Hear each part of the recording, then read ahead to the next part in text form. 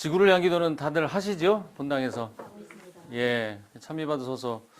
찬미받으소서 회칙은 뭐 하도 많이 들으셔서 이제는 다들 아실 거고, 시작기도 했으니까 넘어가겠습니다.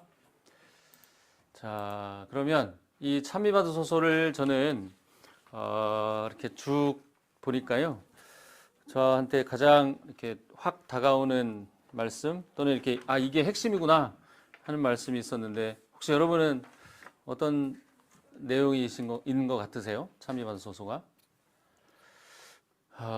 저는 요 한마디로 요약이 된다고 봅니다. 이 세상에 그 어떤 것도 우리와 무관하지 않습니다.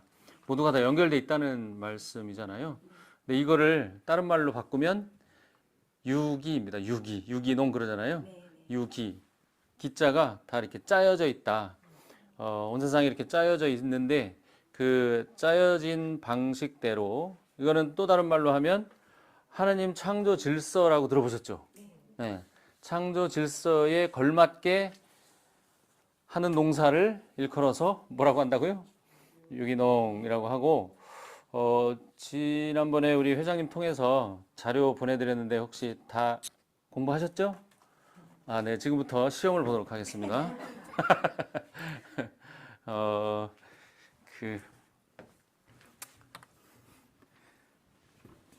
자, 봐가면서 말씀을 드려야 될 것 같아요.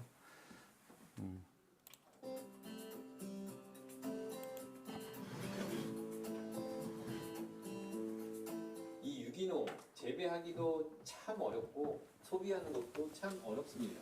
이 유기농을 말하고 있는 저 또한 어제 저녁 가족들과 비비고 만두 맛있게 먹었습니다. 이것은 맛의 추억 때문인데요. 이 이야기는 나중에 다뤄보도록 하겠습니다. 자, 지금부터 유기농과 환경, 또 식품, 건강, 영양 등에 대한 국내외 논문들을 분석한 놀라운 이야기들을 시작하도록 하겠습니다.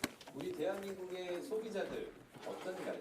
우리 점포 운영하시는 분들, 유통업에 종사하시는 분들, 농업을 하시는 분들 하실 말씀 많으실 것 같습니다. 그들은 분명히 전통적인 식품을 좋아하는데 새로운 트렌드에도 즉시 즉각 반응합니다. 그들은 분명히 저렴한 가격에 열광하였는데 매우 비싼 상품을 구매하는 것도 주저하지 않습니다. 참, 그렇죠. 이렇게 매우 독특하고 까다로운, 그래서 더욱 합리적이라고 할 수 있는 우리 소비자들이 최근 더 주목하는 것이 바로 유기농 식품입니다. 우리가 알고 있는 이 유기농 식품, 이 유기농의 근본 산업은 어디일까요? 네, 바로 농업입니다.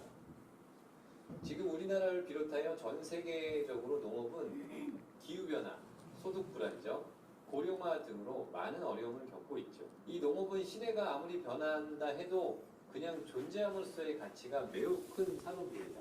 이 농업의 가치의 기능은 크게 세 가지로 요약해 볼 수 있는데요. 첫 번째, 식량 안보의 기능을 갖고 있습니다. 두 번째, 환경 보존의 기능을 갖고 있고요. 세 번째는 국민 정서 안정의 기능을 갖고 있습니다. 이런 다원적 기능을 갖고 있는 우리 농업은 우리가 절대 포기할 수도 없고 포기해서도 안 되는 그런 중요한 산업인 것이죠. 그리고 이런 다원적 기능을 100% 모두 완벽하게 충족시킬 수 있는 농업이 바로 유기농업입니다. 이 유기농의 이점과 단점, 가치 등에 대해서는 국내의 많은 학자들 사이에서 의견이 첨예하게 갈리고 있는 것이 사실인데요. 그래도 한 가지 확실한 사실은 전 세계적으로 유기농 산업이 지속적으로 빠른 성장을 하고 있다는 것입니다.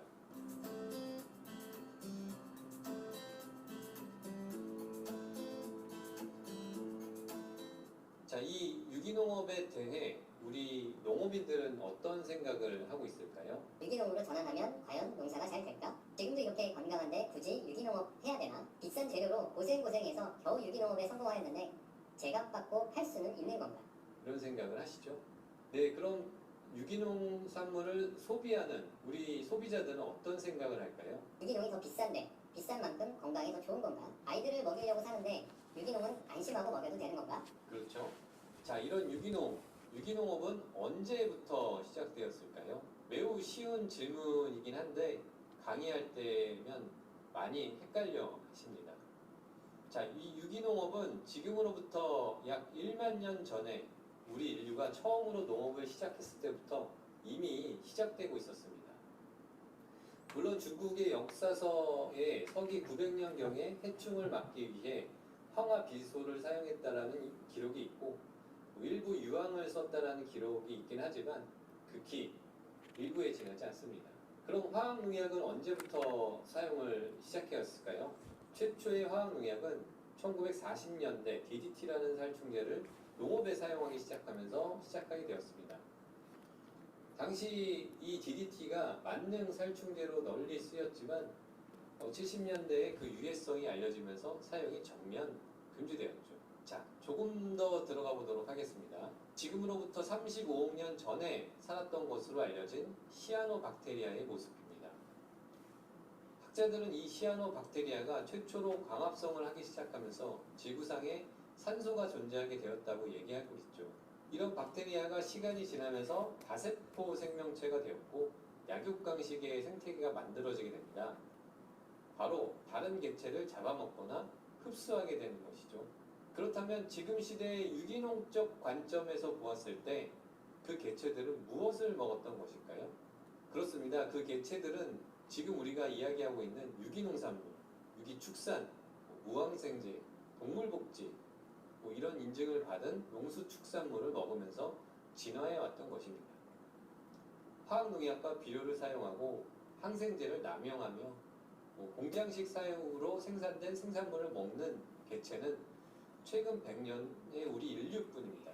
최근 100년 이전의 30억 년은 바로 유기농의 시대였던 것입니다. 자, 이 30억 년 중 100년 얼마나 짧은 시간인지 감이 잡히시나요? 그래서 30억 년은 1년의 시간으로 압축을 해보았습니다. 그랬더니 이 30억 년 중 100년의 시간은 1년 중 불과 3초도 되지 않는 찰나의 시간이었습니다. 이 3초 이전의 모든 1년은 바로 유기농의 시대였던 것입니다.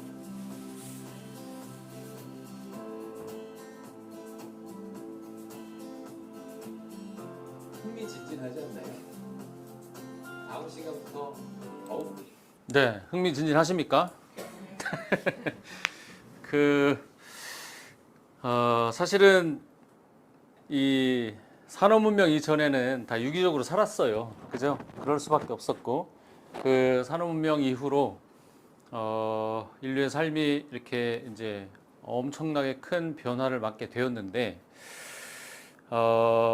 우리 그 신앙인들의 관점에서 봤을 때, 여러분은, 우리가 그리스도 왕 대축일을 지내지 않습니까?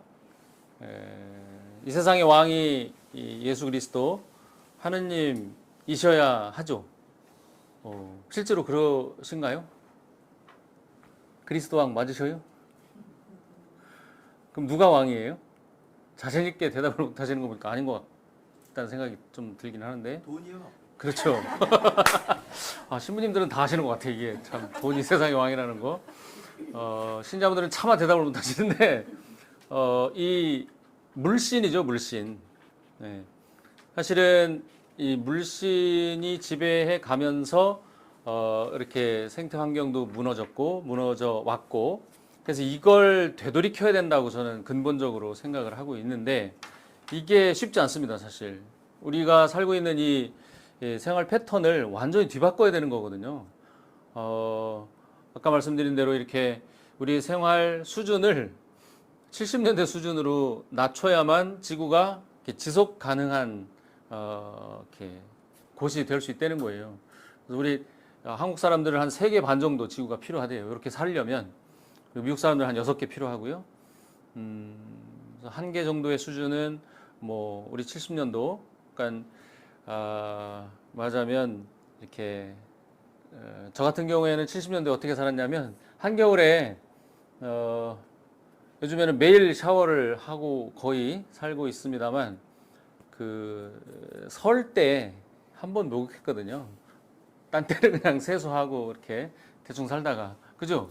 예, 그런 삶으로 우리가 되돌아갈 수 있을까요? 근데 사실 뭐 자매님들도 보시면 이거 샤워하지요, 또 말리지요. 얼마나 에너지 많이 들어요.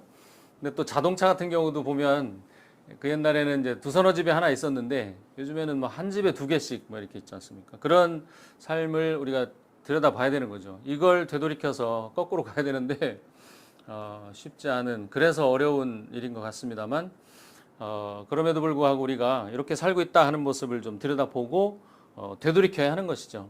근데 우리가 여성연합회에서 이런 부분은 이제 좀 내려놓고, 실제로 우리가 먹거리에 관련해서 먹거리를 통해서 이전의 삶으로 되돌아갈 수 있는 방법, 길이 있다라고 하는 걸 말씀을 드리고 싶은 거죠. 그래서 우리가 그리스도 왕을 인정할 것이냐, 아니면 이대로 그냥 세상이 섬기고 있는 물신을 그냥 섬기며 살 것이냐 하는 어떤 그 투신의 기로에 놓여 있다고 보여집니다. 그래서 그 투신할 수 있도록 하느님 창조 질서를 보존하며 이렇게 살아가고 있는 이분들에게 우리도 함께 합시다라고 손을 내밀고, 우리 삶도 사실은 이렇게 유기적으로 변환시켜야 되는 거잖아요. 그런 삶을 사시자고 초대하라고 하려고 제가 이렇게 찾아뵌 거고요. 그런 의미에서 이제 이 유기에 대해서 말씀을 드렸고, 또 우리 이 물신 숭배의 가장 대표적인 현상 중에 하나가 이제 지혜모거든요. 지혜모 문제 한번 보겠습니다. 에서 다뤄왔던 많은 더 이상 약이 먹히질 않습니다. 그런 최초의 농약을 살포하기 시작합니다. 자, 한 농가에서 최초의 농약을 살포하기 시작합니다. 이후 농사가 잘 됩니다. 그런데 시간이 지나면서 이 병해충에 내성이 생겼는지 더 이상 약이 먹히질 않습니다. 그럼 우리 어떻게 해왔죠? 더 많이 뿌렸습니다. 그랬더니 농사가 다시 잘 되었습니다. 그런데 역시 시간이 지나면서 더 강력한 병해충들이 발생을 하게 되고 또 더 많이 뿌리고, 이런 과정이 계속 반복이 됩니다. 그리고 더 이상 농약은 제 기능을 하지 못하게 되는데요. 그래서 아직까지 사용이 금지된 고독성 농약이 검출되고 있는 이유가 이것 때문입니다. 결국 사람들은 다른 방식으로 접근을 하게 됩니다. 바로 유전자를 조작한 GMO 종자를 만들게 된 것이죠.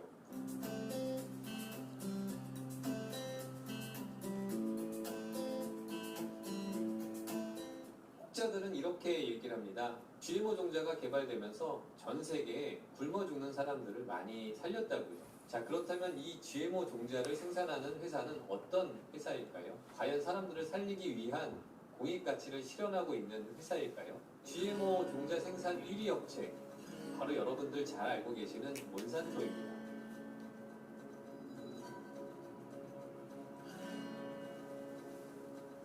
몬산토는 원래 제초제, 살충제와 같은 화학농약을 생산해온 회사입니다.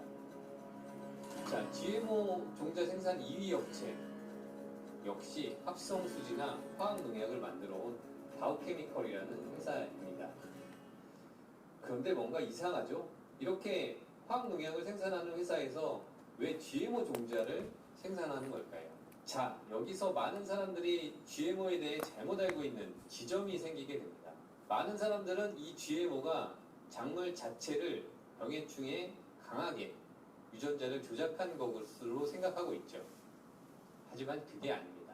GMO는 작물들을 자신들이 만들어내는 화학농약에 죽지 않도록 그렇게 설계된 것입니다. 다시 말해 작물에 자신들이 만들어낸 화학농약에 내성을 키워 많이 살포하면 잡초만 죽게 하고 작물은 그대로 살아남게 하는, 이런 원리가 바로 GMO 작물인 것입니다. 결론적으로 본인들이 만들어내는 제품을 더 많이 사용하게 하기 위해 GMO 종자를 개발하게 된 것입니다.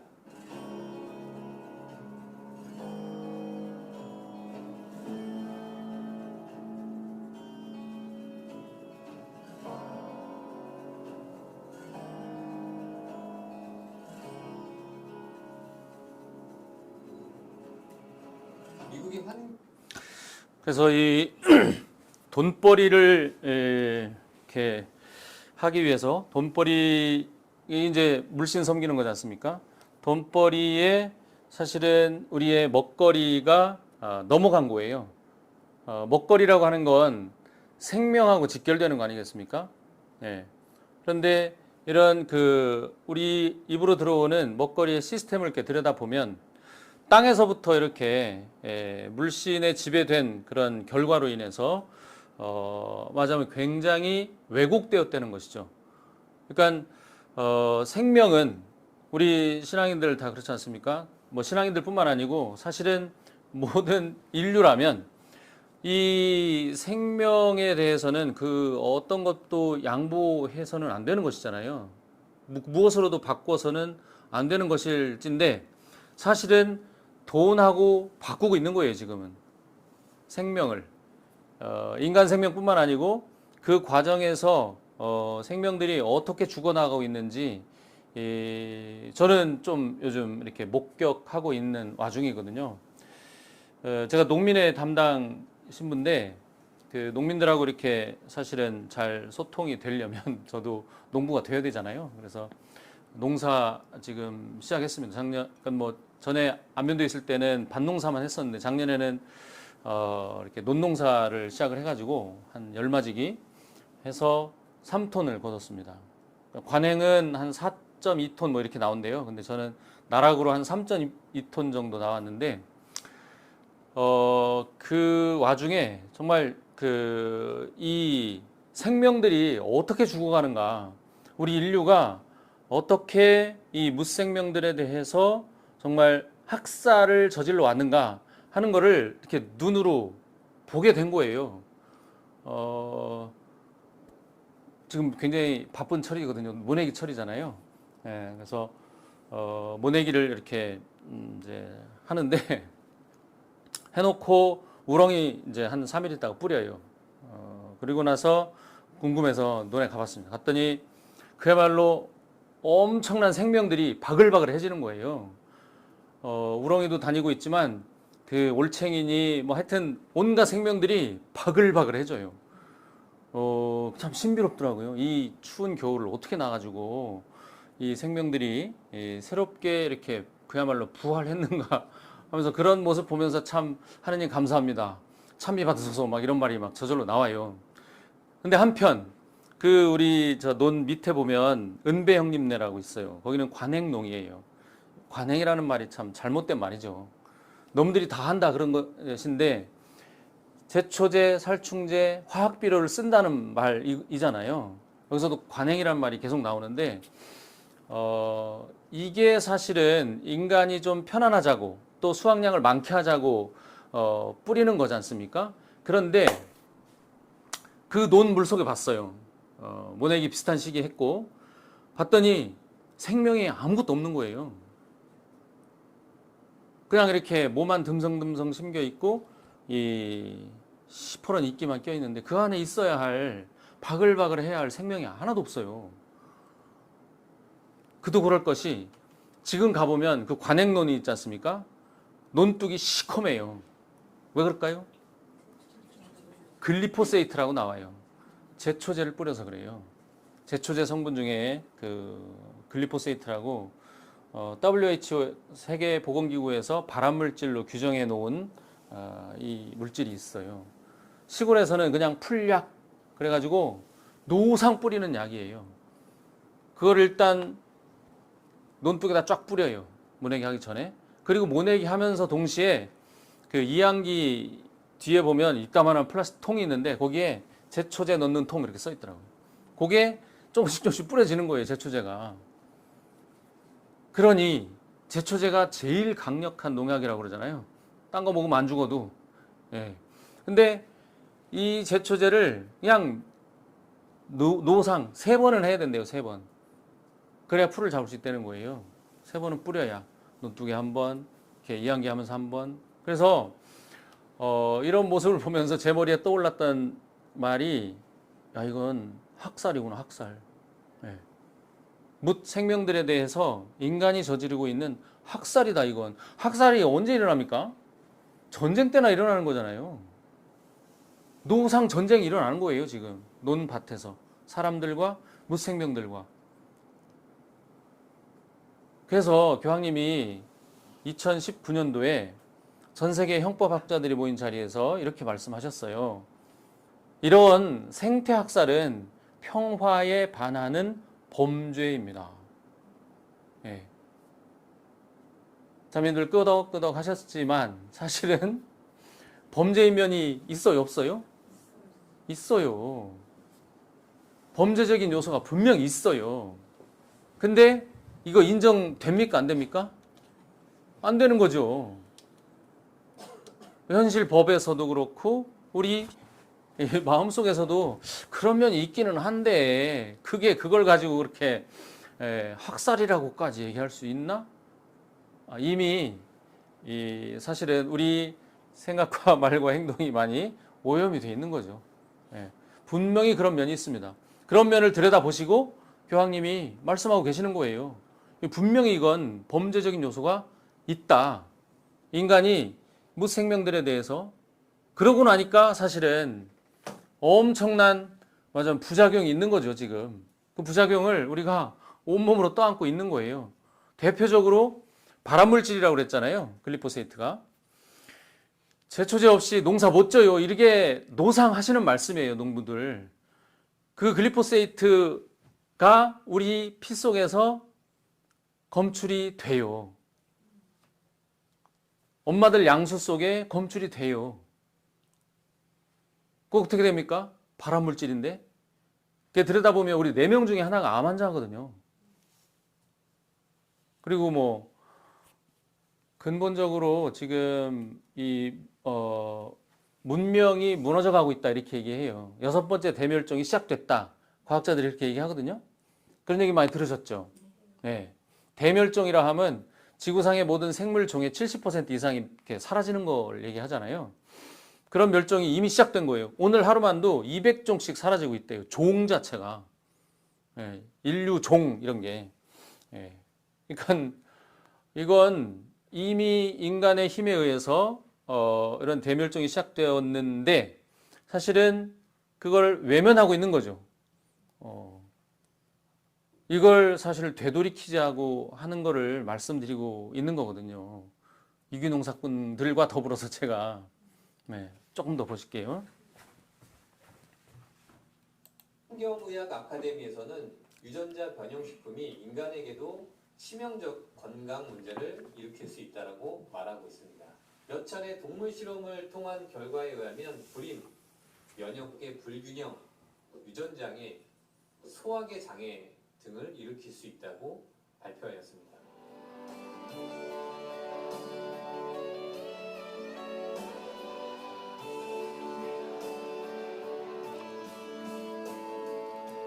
자, 이 흙 한 줌에는 약 100억 마리의 미생물이 살고 있다고 합니다.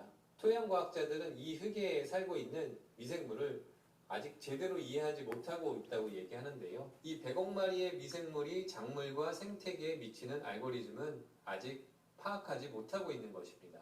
이것을 먼저 파악한 후 해법을 찾아야 하지만 우리는 그러지 못하고 왔던 것이죠. 그러면 유기농 농장에는 과연 무슨 일이 벌어지고 있을까요? 자, 미국의 노스이스턴 대학에서 미국 전역에 1000여 개의 유기농 농장과 관행농업 농장의 토양을 채취하여 비교 분석에 들어갑니다. 그랬더니 유기농 토양에서 휴믹산이라는 물질이 관행농업의 토양보다 무려 44% 더 많이 들어있는 것으로 나타났습니다. 이 휴믹산은 최근에 학계에 많이 보고되고 있는 물질인데요. 토양의 물리적 특성을 향상시키고 미생물의 다양성을 늘려 작물의 수확량을 늘려주기도 하며 또 지속 가능한 농업을 할 수 있게 해주는 그런 물질로 보고되고 있습니다. 또한 유기농 농장의 토양은 관행농업의 토양에 비해 물을 더 많이 저장하는 것으로 나타났습니다. 이게 무슨 의미냐? 바로 가뭄 그리고 홍수의 피해를 동시에 최소화하면서 장기적으로는 작물의 수확량을 늘릴 수 있다는 것입니다. 이뿐만이 아닙니다. 유기농 농장의 토양에는 관행농업의 토양에 비해 탄소 저장 능력을 26% 향상시키는 것으로 나타났습니다. 이 탄소 저장 능력을 향상시킨다. 이것은 무엇을 의미하느냐? 바로 유기농업의 확대로 지금과 같은 지구의 급격한 기후변화를 막을 수도 있다는 것입니다. 다시 말해 지난 시간에 말씀드린 최초의 화학농약이 살포된 1940년대 이전 30억 년 유기농의 시대가 지금까지 이어져 왔다면 이렇게 급격한 빠른 기후변화는 일어나지 않았을 수도 있었다는 말이기도 합니다. 좀 무리한 논리라고 생각하실 수도 있습니다. 그렇다면 한번 생각해 보겠습니다. 전 세계의 농지 중에 유기농 농지의 면적은 얼마나 될까요? 네, 단 1.5%밖에 되지 않습니다. 그렇다면 만약 나머지 98.5%의 관행농업이 전부 유기농으로 전환한다면 그 농지가 모두 26%의 탄소를 저장한다면 정말 이렇게 급격한 빠른 기후변화는 없었을 수도 있겠다는 논리가 성립될 수 있지 않을까요?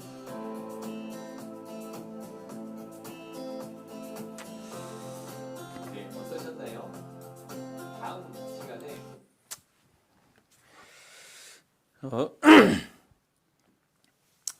이제 먹거리가 이렇게 물신의 손에 들어가면서 일어나는 어처구니 없는 일 또 한 가지 말씀을 드리면요. WHO에서 우리가 일반 이 마트 식당에 가면 다 일반 마트에서 사 먹는 소고기, 돼지고기잖아요. 한우 마찬가지예요. 이제 고기도 유기농 딱지를 붙인 고기가 있고 그렇지 않은 관행 딱지가 있거든요. 근데 이 관행소 같은 경우에 소, 돼지, 이 붉은 고기 있지 않습니까? WHO에서 2군 발암물질로 규정을 해놨어요. 한번 저 핸드폰을 열고 세계보건기구 고기 한번 쳐보세요. 뭐라고 결과가 나오는지.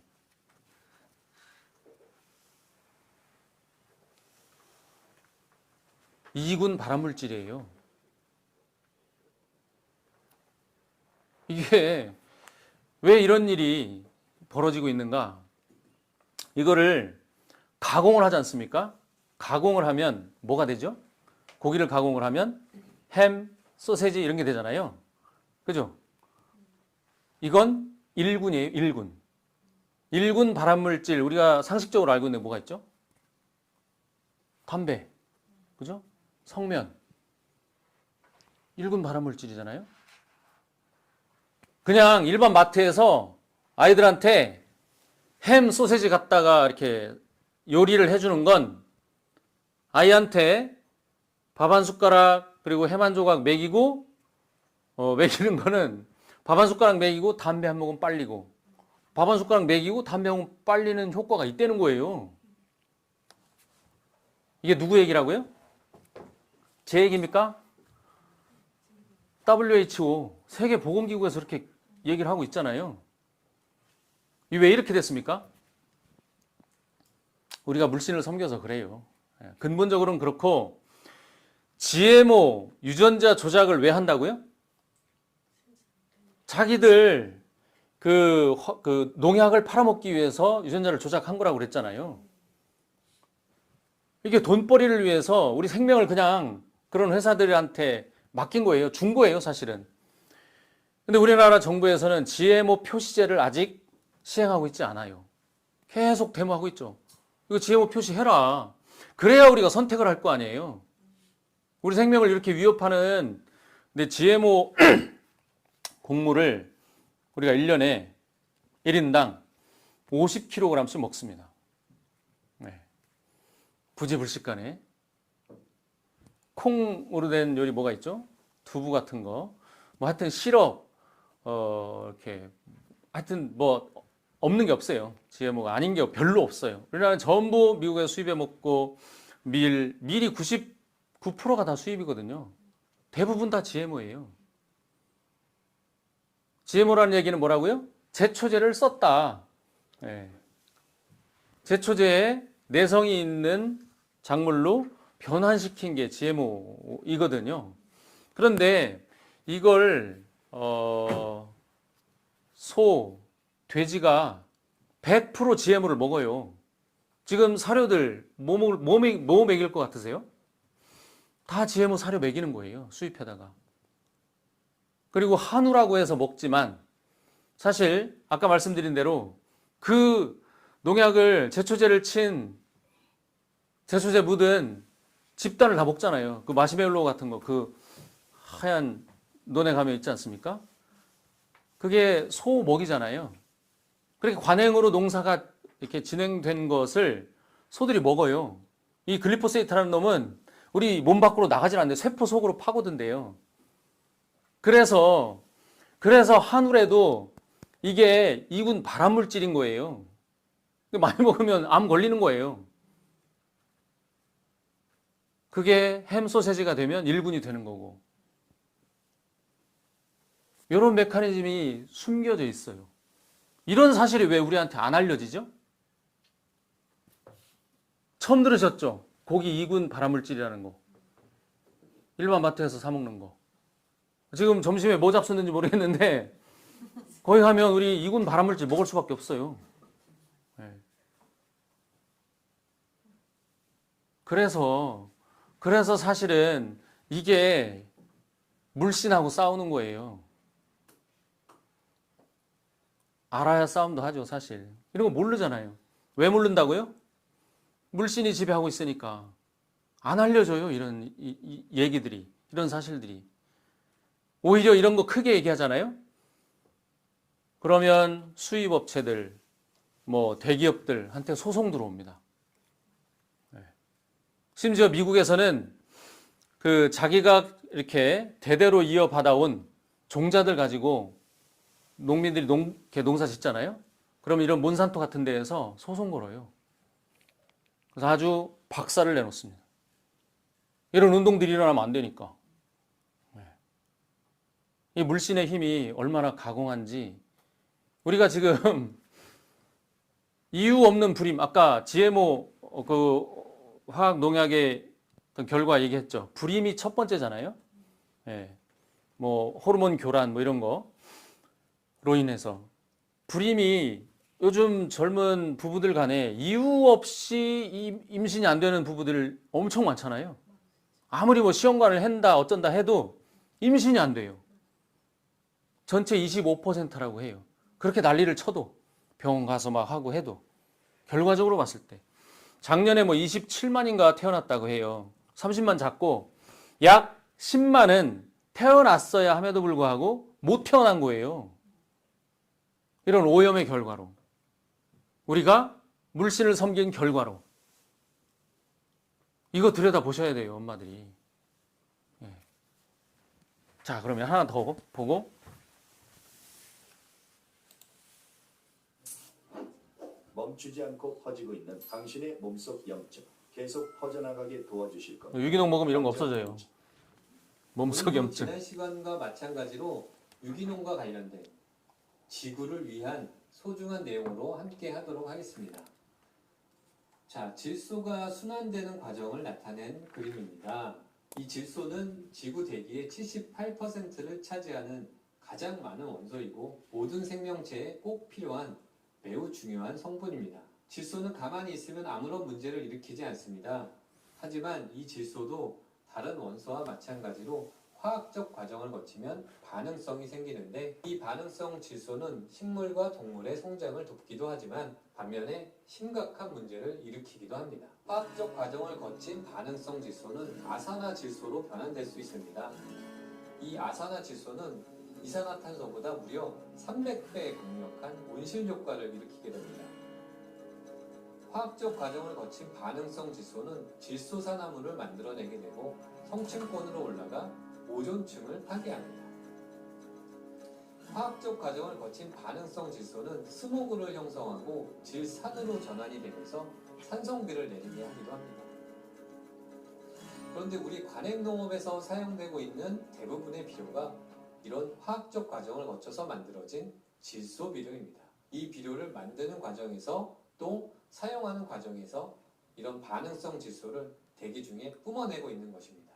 물론 우리 유기농업에 사용되고 있는 퇴비에서도 반응성 질소를 만들어내고 있습니다. 그런데 미국의 버지니아 대학 연구팀이 놀라운 사실을 밝혀냅니다. 관행농업 농산물이 생산되는 과정에 발생한 반응성 질소의 생성은 93%에 달하는 것에 비해 유기농업 농산물이 생산되는 과정에 발생한 반응성 질소의 생성은 33% 정도로 나타나게 된 것입니다. 어떻게 이럴 수 있었느냐? 바로 이 유기농업이 반응성 질소의 상당 부분을 다시 재활용하고 있었다고 합니다.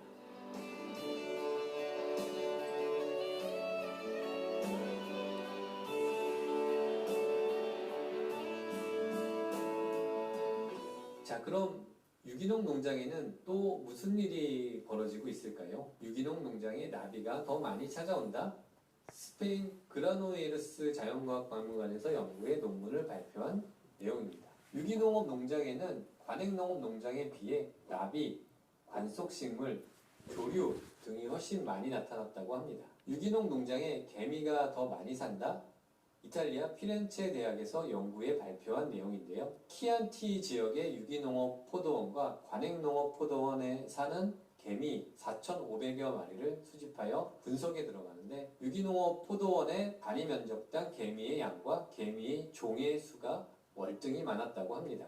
유기농 사과밭에 유익한 균이 더 많다? 뭐 이젠 그렇겠죠? 이탈리아 피사 대학과 볼차노 대학에서 공동 연구에 발표한 내용입니다. 이탈리아 사우스티롤 지역 21개 유기농과 관행농업 사과 농장에 토양을 채취하여 분석하였는데 유기농업 사과 농장에는 AMF라는 균이 많은 것으로 나타났습니다. 이 AMF라는 균은 토양에 서식하면서 나무 뿌리에 물과 영양분을 흡수하는 능력을 향상시켜주고 나무의 스트레스를 줄여주는 역할을 하면서 생산성을 향상시키는 유익한 균으로 알려져 있습니다. 자, 지금까지 말씀드린 내용을 종합해보면 이렇게 말씀드릴 수 있을 것 같습니다. 이 유기농업이 다시 정상적인 생태계를 만들어가고 있다는 것입니다. 우리 농업인들께서는 이렇게 말씀하실 수 있을 겁니다. 유기농에서 벌레가 많아지고 새도 많으면 농산을 지으라는 거냐 말라는 거냐? 네, 그렇습니다. 하지만 수많은 해외 학술지에 소개된 다수의 논문 내용에는 공통적으로 놀라운 이야기가 있습니다. 이 정상적인 생태계가 오히려 해충의 확산을 억제시킨다는 것입니다. 또한 이런 정상적인 생태계가 가동된 농장의 생산물에는 유해 바이러스와 같은 식품맥의 병원체 위험이 오히려 감소했다고 말하고 있습니다. 이처럼 오래전부터 우리의 땅은 스스로 다양한 유기물, 미생물들과 서로 공생하며 외부의 영향에 대처할 수 있는 능력을 갖고 있었던 것입니다.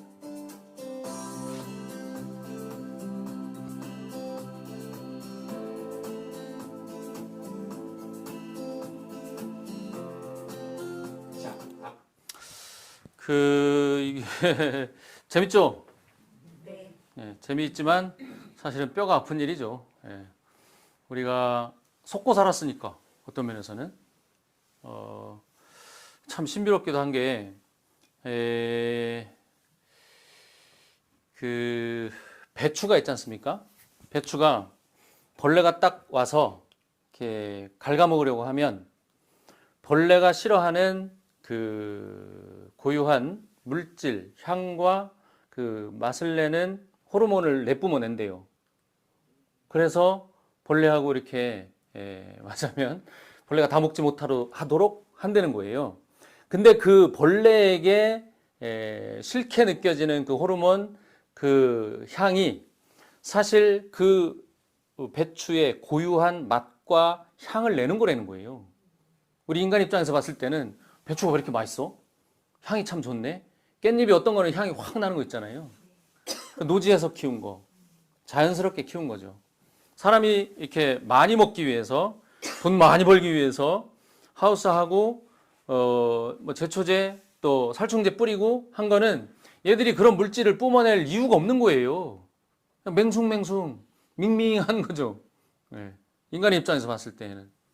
그래서 자연스럽게 제일 유기농 하는데 중요한 건 흙이거든요. 아까 흙 한 줌 속에는 100억 개의 미생물보다 더 많은, 그러니까 인류 숫자보다 더 많아요. 사실은 한 줌 속에 그 미생물을 다 죽이고 있는 거거든요. 사실은 제초제, 살충제, 질소질 비료 뿌리면 얘들이 힘을 잃어요. 죽어요 다.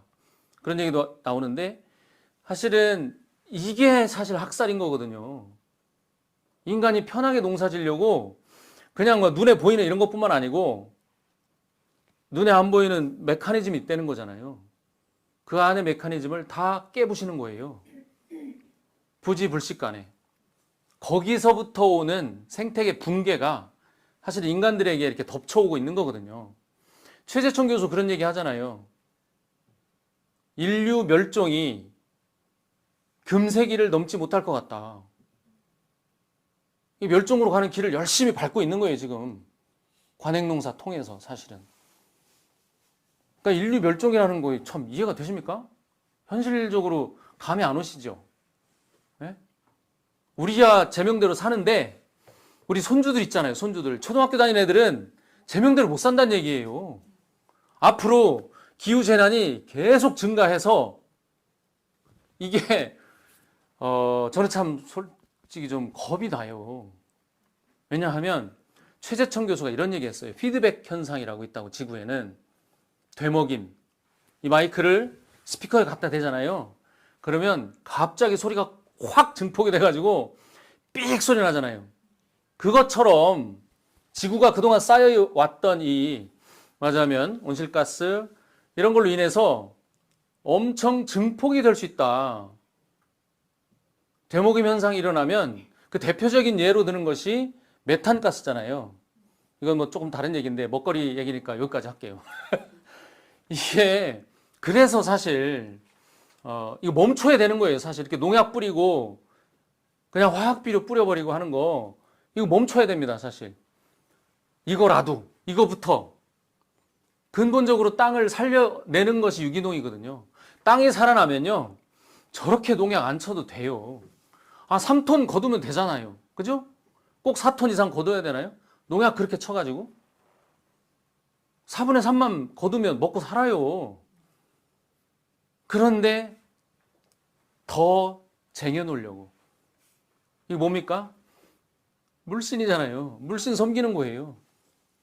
적당히 땅도 살고 나도 살고 그 작물 먹는 소비자들도 살고 같이 살아야 되는데 이걸 뚝 끊어버리는 거예요. 순환을 막는 거죠. 순환의 고리. 모든 게 다 연결돼 있거든요, 사실. 이 세상에 무관한 것은 하나도 없다. 참여받으소서 말씀이잖아요. 이게 다 연결돼 있는데 그걸 부정하는 거죠. 그래서 사실은 제초제살충제를 논밭에 뿌리는 것처럼 보이지만 결국에는 우리 입에다 뿌리는 거거든요. 우리 자식 새끼들 입에다가 넣어주는 거예요. 우리가 이렇게 공부하지 않으면 그 독극물을 아이들한테 1군 발암물질 사먹이는 거라니까요. 그럼 돼요, 안 돼요? 안 돼요. 제발 좀 부탁이에요. 저희 농장 옆에 하우스, 우리 은배 형님 많이 팔아먹네. 은배 형님이 하는 하우스가 있어요. 하우스에 바나나 농장이에요. 뭐 지금은 갈아엎었더라고요. 작년에 바나나 농장이었는데 기름값이 워낙 올라가니까 견딜 수가 없는 거죠. 거기 보면 2중, 3중으로 이 하우스 비닐을 엄청 크게 짓고 그 안에 또 짓고 또 지어요. 그리고 거기다가 불을 떼야 바나나가 자라지 않겠습니까? 뭐가 떴어요. 근데 그거를 이제 말하자면 그 탄소 발자국이 엄청 많이 찍혀 있는 바나나를 먹는 거죠, 우리가. 비닐 치죠. 거기다 농약하죠. 거기다 기름 떼죠. 물론 뭐 필리핀이나 이런 데서 갖고 오는 것도 사실은 탄소 발자국 많이 찍혀 있는 거예요. 그래서 로컬푸드 하는 거죠. 지역에 생산된 걸 먹어야 된다.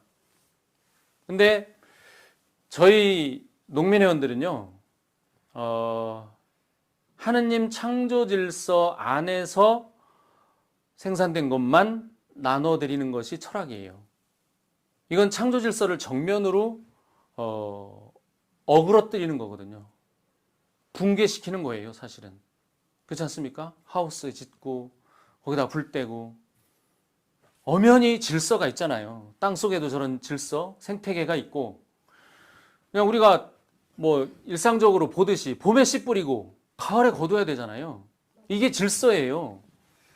그런데 물신에 물든 소비자는 돈을 갖고 있는 존재들이잖아요.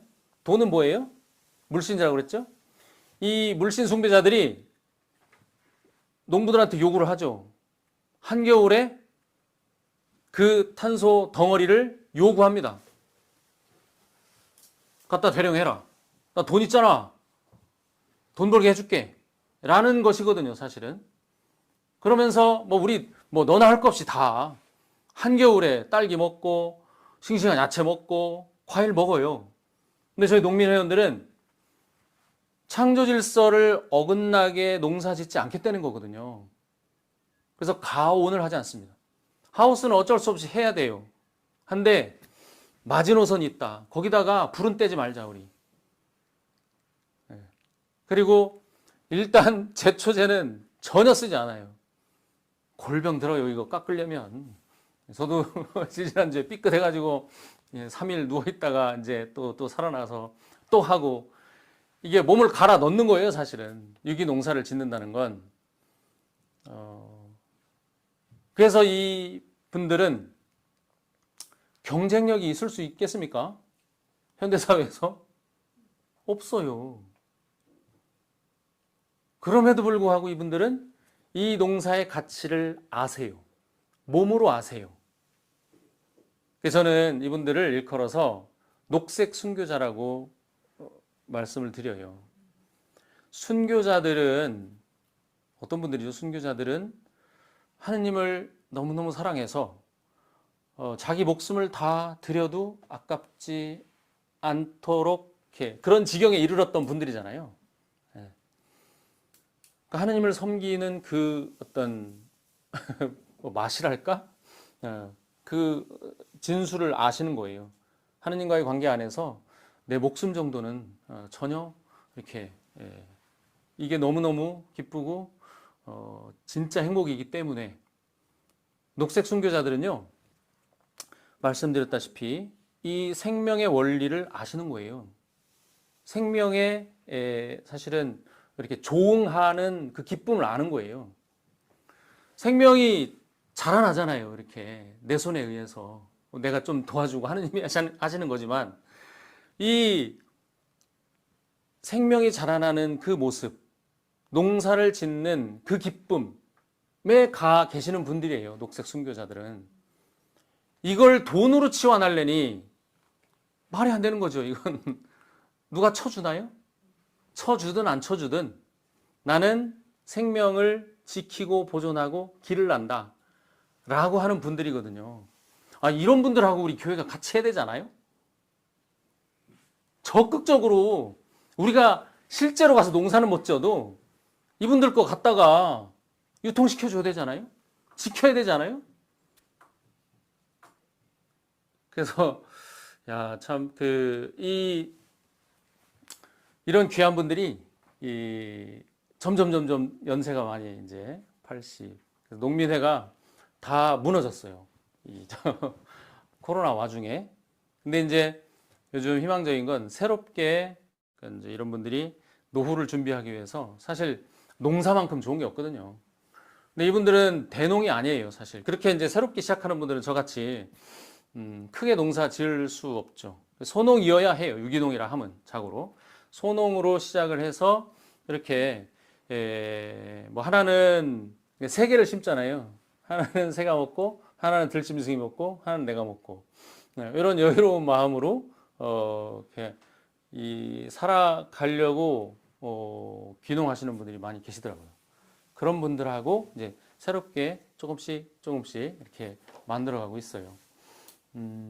그래서 양이 얼마 되지 않지 않겠냐 이런 염려를 하시는데요. 농사는요, 일당 100, 일당 1000이 돼요. 그래서 저희 유기농사꾼들이 어려운 건 이렇게 농사를 짓는 게 어려운 게 아니에요. 생명의 기쁨, 거기에 이렇게 행복해 하시고 계시니까. 근데 이거를 이렇게 해서 생산해 놨는데 이 가치를 알아보지 못하는 이 상황이 사실은 박해 상황인 거죠. 그럼에도 불구하고 아랑곳하지 않고 짓는 분들은 이제 70, 80 되셔가지고 이제 농사를 손에 놓고 계시지만 그래도 젊은 사람들은 먹고는 살아야 될 거 아니에요. 예. 유기농사에 뛰어드시는 분들은 기본 그 소득이 있지 않으면 사실 어려워요. 예. 그 뭐 은퇴해가지고 연금이라도 좀 나오든지, 만화님이 선생님이라든지, 저희 회원들 가운데 그런 분들이 많아요, 사실은. 그렇게 힘들다는 얘기거든요. 그래서 사실, 그런 어려운 와중에도 이렇게 지키고 있는 분들이 너무 고마운 거예요, 저는. 예. 감사하고. 이거를 확산시키지는 못할 망정, 제발 좀 지켜라도 줘야 되겠다. 점점 줄어들고 있거든요. 이것도 사실 제도와 법이, 정권이 굉장히 큰 영향을 미칩니다. 뭐 노무현 때 막 이렇게 일어났어요. 노무현 정권 때. 근데 이명박 박근혜 때 이렇게 하다가 또 최근에 점점 떠나요, 이 사람들이. 예, 뭐 쌀값이 떨어지고 있으니 뭐 이거 말 다 했죠. 예. 식량 안보 이런 얘기 하는데 정말 무지한 것 같아요. 이런 시스템, 이런 메커니즘을 좀 이렇게 들여다보고 지키고자 하는 이 유력한 사람들이 없어요. 그냥 그 농림부 장관 찍고 어디 뭐 도지사 가거나 국회의원 가거나 이런 식이지. 그래서 엄마들이 엄마들이 지켜줘야 돼요. 누가 지키겠어 이거.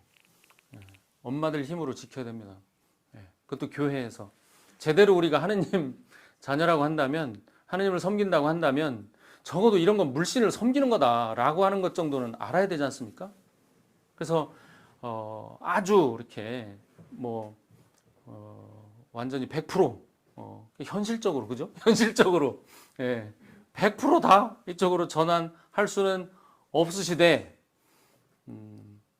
그런 데 있지 않습니까? 우리가 그냥 남들이 하는 대로 이렇게 살자고 신앙생활 하는 거 아니잖아요. 그렇지 않습니까? 신앙생활 한다는 건, 하나님을 섬긴다는 건, 나아가 생태적으로 산다는 건 불편함을 좀 선택하는 거예요. 예. 그래야 뭔가 변화가 있고, 그래야 우리가 하나님을 섬기고 하는 의미가 생겨나지 않겠습니까? 남들이 다 하는 대로 해버리면 이거 의미가 없는 거예요. 그야말로 신앙 따로, 삶 따로인 거죠. 우리 삶에 이 복음이 적용이 돼야 되잖아요. 복음을 통해서 교황님 해주시는 말씀을 따라서 우리 하나씩 이렇게 실천해 나갈 때, 그럴 때 가치가 있고 의미가 있는 거죠.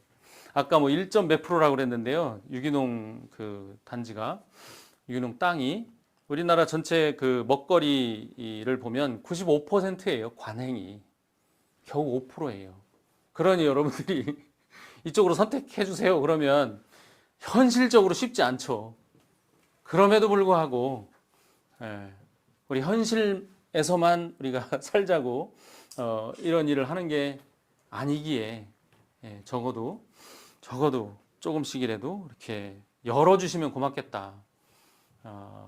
소비자 입장에서 선택하실 수 있도록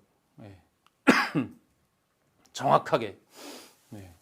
저희는 얼마나 엄격한지 몰라요. 이 유기농 인증을 따려면 소농들이 어려운 게 그거예요. 해마다 검증을 받아야 되거든요.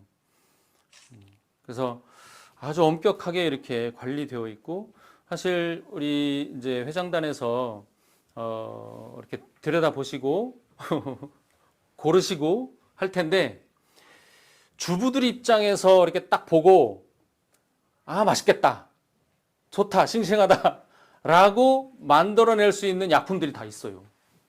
때깔 좋게 하는 거, 부피 잘 나가게 하는 약, 그런 게 있거든요. 그러니까 제발 저희랑 같이 놓고, 뭐가 정말 이 시대에 창조 질서를 존중하는 것이고 우리 신앙 안에서 선택하는 것이냐 하는 것을 좀 이렇게 함께 공유해 주셨으면 고맙겠습니다.